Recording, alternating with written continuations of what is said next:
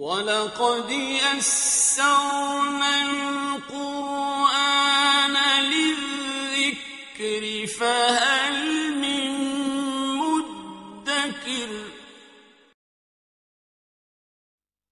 اعوذ باللہ من الشیطان الرجیم بسم اللہ الرحمن الرحیم۔ اب یہ جو ہے آخری ایک آیت رہ گئی ہے، پھر یہ استفتاء ہے۔ قانون وراثت میں جو ایک لفظ آیا تھا کلالہ، اور کلالہ کے بارے میں آیا تھا کہ اس کے اگر بہن بھائی ہوں تو ان کی وراثت کا حکم یہ ہے، وہ لوگوں پر واضح نہیں ہو سکا تھا، جیسے کہ خواتین کے بارے میں بعض اور مسائل واضح نہیں ہو سکے تھے۔ تو یستفتونک، اے نبی یہ آپ سے فتویٰ مانگ رہے ہیں، وضاحت چاہ رہے ہیں۔ قل اللہ یفتیکم فی الکلالہ، کہو کہ اللہ تعالیٰ تمہیں کلالہ کے بارے میں مزید وضاحت دے رہا ہے، فتویٰ دے رہا ہے، حکم بتا رہا ہے۔ ان امرؤ ہلک لیس لہ ولد ولہ اخت، اگر کوئی شخص مر گیا، فوت ہو گیا اور اس کا کوئی اولاد نہیں ہے، اور کلالہ اس کو کہتے ہیں اولاد بھی نہ ہو، والدین بھی نہ ہو، وَلَهُ اخت، اور اس کی ہو ایک بہن، فَلَهَا نِصْفُ مَا تَرَكَ، تو وہ ایسے ہی ہے جیسے ایک بیٹی ہو تو اسے آدھا ملے گا، تو اس کے مطابق اس کو آدھا مل جائے گا۔ وَهُوَ يَرِثُهَا إِن لَّمْ يَكُن لَّهَا وَلَدٌ، اور کلالہ اگر عورت تھی اور اس کے کوئی اولاد نہیں، کوئی والدین نہیں، تو اس کا پورا وارث اس کا بھائی بن جائے گا، پھر پوری جو اس کی دولت ہے، اس کی وراثت اس کے بھائی کو چلی جائے گی۔ فَإِن كَانَتْ اثْنَتَيْنِ فَلَهُمَا الثُّلُثَانِ مِمَّا تَرَكَ، اور اگر وہ بہنیں جو ہیں وہ دو سے زائد ہو یا دو ہو تو 2/3 میں وہ شریک ہو جائیں گے۔ وَإِن كَانُوا إِخْوَةً رِجَالًا وَنِسَاءً، اور بہن بھائی ہوں بہت سے، فَلِلذَّكَرِ مِثْلُ حَظِّ الْأُنثَيَيْنِ، تو پھر وہ اصلی قاعدہ جو ہے کہ مرد کے لیے 2 عورتوں کے برابر حصہ ہو جائے گا، بھائی کو بہنوں سے ڈبل ملے گا۔ یعنی یوں سمجھ لیجئے کہ وہ جو حکم وہاں تھا بیان کیا گیا وہ اخیافی بہن بھائیوں کا تھا۔ اخیافی بہن بھائی وہ ہوتے تھے عرب میں کہ ماں ایک ہو باپ علیحدہ ہو، ان کا چونکہ خاص مسئلہ ہوتا تھا اس لیے بیان کر دیا۔ باقی عینی اور اللاتی، ماں باپ دونوں ایک ہو، اور یا یہ کہ مائیں علیحدہ ہو باپ ایک ہو، تو ان کا وہی قانون ہوگا کہ جو بیٹا بیٹی کا ہے، کہ جس طریقے سے کہ بیٹا اور بیٹی میں جس نسبت سے وراثت تقسیم ہوتی ہے ایسے ہی ان بہن بھائیوں میں ہوگی۔ یہ ہے یبین اللہ لکم ان تضلوا، اللہ واضح کیے دیتا ہے تمہارے لیے مبادا تم گمراہ ہو جاؤ، واللہ بکل شیء علیم، اور اللہ ہر چیز کا علم رکھتا ہے۔ سورہ نساء مکمل ہوئی۔ اب اللہ کا نام لے کر اس گروپ کی جو آخری صورت ہے، اور یہ نوٹ کر لیجئے کہ جو ہمارا منزلوں کا میں نے نظام آپ کو بتایا تھا، پہلی منزل ختم ہو گئی ہے۔ یہ سورہ مائدہ سے المنزل 2 یہ شروع ہو رہی ہے، المنزل 2 دوسری منزل شروع ہو گئی۔ لیکن جو مکی اور مدنی صورتوں کے گروپ ہیں وہ ابھی ختم نہیں ہوا۔ پہلا وہ تو یہ کہ مکی صورت سورہ فاتحہ، مدنی کا ایک گروپ البقرہ اور آل عمران، دوسرا گروپ النساء اور المائدہ، المائدہ مل کر پھر جا کر جو گروپ ہے مکی مدنی کا وہ ختم ہوگا جبکہ مائدہ ختم ہوگی۔ سورہ مائدہ کا بھی تقریباً اسلوب وہی ہے کہ جو سورہ نساء کا ہے، لیکن یہ کہ یہاں زیادہ جو زور ہے وہ اہل کتاب پر ہے، جیسا کہ میں نے آپ کو بتایا تھا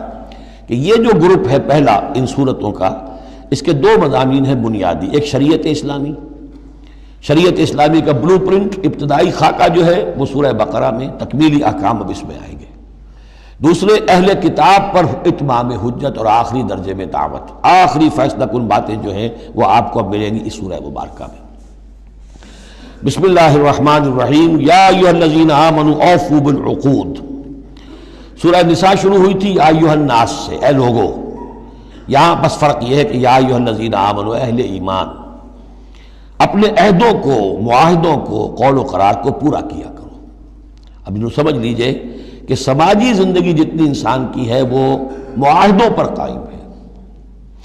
even marriage is a social contract, شادی کیا ہے؟ ایک معاہدہ ہے، ایک مرد ایک عورت کے مابین ساتھ رہنے کا، ساتھ زندگی گزارنے کا۔ اس کے کچھ حقوق ہیں، کچھ فرائض ہیں، بیوی کے حقوق، شوہر اور اس کے فرائض، اور شوہر کے حقوق اور اس کے فرائض، معاہدہ ہے۔ بڑے بڑے کاروبار جو ہیں وہ معاہدوں کی شکل میں ہوتے ہیں، تو معاہدہ ہے۔ اور بھی سوشل کانٹریکٹس ہیں کہ جو ہمارے ہاں employer employee relationship is a contract, یا جو سیاسی نظام ہے، عہدے ہیں، مناصب ہیں، ان کی ذمہ داریاں ہیں، ان کے پریولیجز ہیں، یہ آپ کی ذمہ داریاں ہیں، یہ آپ کے اختیارات ہیں۔ تو ایک ہی شے اگر پوری ہو جائے، اوفوا بالعقود، جو بھی عقد ہو، عقد کہتے ہیں گرہ کو، عقدہ کہتے ہیں، عقدہ گرہ، عقد ہے کوئی چیز بند گئی، بس طے ہو گئی، فائدہ فیصلہ ہو گیا، وہ عقود ہے۔ احلت لکم بہیمۃ الانعام الا ما یتلی علیکم، تمہارے لیے تمام جو مویشی کی نوعیت کے حیوانات ہیں وہ حلال کر دیے گئے، ان کا گوشت کھانا، سوائے اس کے جو تمہیں پڑھ کر سنائے جاتے ہیں، یعنی ان میں خنزیر ہے وہ حرام ہے، اور مردار اگر ہے تو حرام ہے، وغیرہ وغیرہ، وہ بعد میں آ جائے گا۔ لیکن باقی جو مویشی وہ ہوش نہیں، شیر چیتا جو وحشی ہیں یہ نہیں، جو مویشی قسم کے ہیں، ہرن ہے، نیل گائے ہے، اور اس طرح کی چیزیں جو بھی ہیں کہ جو عام طور پر وہ گوشت خور نہیں ہے بلکہ یہ کہ سبزے کے اوپر ان کا گزارا ہوتا ہے، یہ ساری چیزیں جو ہیں یہ تمہارے لیے حلال کی گئی ہیں۔ غیر محل الصید وانتم حرم، ایک تم پر پابندی ہے کہ اگر حج کے لیے احرام باندھا ہوا ہو یا عمرے کے لیے تو تم اس حالت میں شکار نہیں کر سکتے۔ ان اللہ یحکم ما یرید، یہ اللہ کا اختیار ہے، وہ فیصلہ کرتا ہے، حکم دیتا ہے جو چاہتا ہے۔ یا ایھا الذین آمنوا لا تحلوا شعائر اللہ ولا الشہر الحرام ولا الہدی ولا القلائد ولا عامین البیت الحرام، اہل ایمان مت بے حرمتی کرو اللہ کے شعائر کی، مت حلال کر لیا کرو، بے حرمتی کر دیا کرو اللہ کے شعائر کی، اور نہ حرمت والے مہینوں کی، اور نہ ہدی کے جانوروں کی، جو جانور لے کے جائے جاتے تھے کعبے کی طرف حج کے لیے یا عمرے کے لیے ساتھ لے کر جاتے تھے، ولا القلائد، اور ان کے گلوں کے اندر پٹے ڈال دیے جاتے تھے علامت کے طور پر کہ اب یہ کعبے کی طرف جا رہے ہیں، ولا عامین البیت الحرام،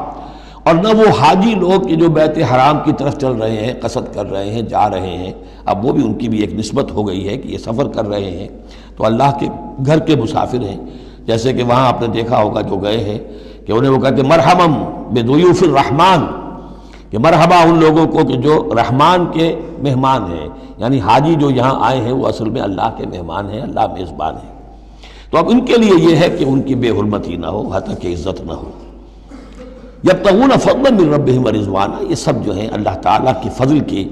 اور اس کے اپنے رب کے رضوان کی تلاش میں ہیں، اس کی کوشش میں جا رہے ہیں۔ وَإِذَا حَلَلْتُمْ فَاصْطَادُوا، ہاں جب تم احرام کھول دو، حلال ہو جاؤ، تو یہ حلال ہو جانا ایک اصطلاح ہے، جبکہ احرام کھل گیا، فاصطادوا، پھر تم شکار کرو، تمہیں کھلی چھوٹ ہے، ساری پابندیاں احرام کی حالت کی ہیں۔ وَلَا يَجْرِمَنَّكُمْ شَنَآنُ قَوْمٍ أَن صَدُّوكُمْ عَنِ الْمَسْجِدِ الْحَرَامِ أَن تَعْتَدُوا، اور دیکھنا تمہیں آمادہ نہ کر دے کسی قوم کی دشمنی کہ انہوں نے تمہیں روکے رکھا تھا مسجد حرام سے کہ تم بھی زیادتی کرو، یعنی انہوں نے تمہیں روکے رکھا 7 برس تک، 6 برس تک، اور تمہیں یہاں قریب نہیں آنے دیا، اب ایسا نہ ہو کہ اس کے بدلے میں تم کو زیادتی کرو، زیادتی مت کرو۔ وَلَا يَجْرِمَنَّكُمْ شَنَآنُ قَوْمٍ، تمہیں آمادہ نہ کر دے کسی قوم کی دشمنی، اور دشمنی کس وجہ سے، ان صدوکم عن المسجد الحرام، کہ انہوں نے تمہیں روکے رکھا مسجد حرام سے، ان تعتدوا، کہ تم زیادتی کرنے لگو، وتعاونوا علی البر والتقوی، نیکی کے کاموں پر اور تقوی کے کاموں پر تعاون کیا کرو، ولا تعاونوا علی الاثم والعدوان، اور اسم، گناہ اور عدوان، ظلم اور زیادتی کے کاموں میں تعاون مت کرو، واتقوا اللہ ان اللہ شدید العقاب، اللہ کا تقوی اختیار کرو، یقیناً اللہ تعالیٰ سزا دینے میں بہت سخت ہے۔ دیکھیے انداز بالکل وہی ہے جو سورہ نساء کا ہے، وہی معاشرتی معاملات، اس کے بارے میں بنیادی اصول۔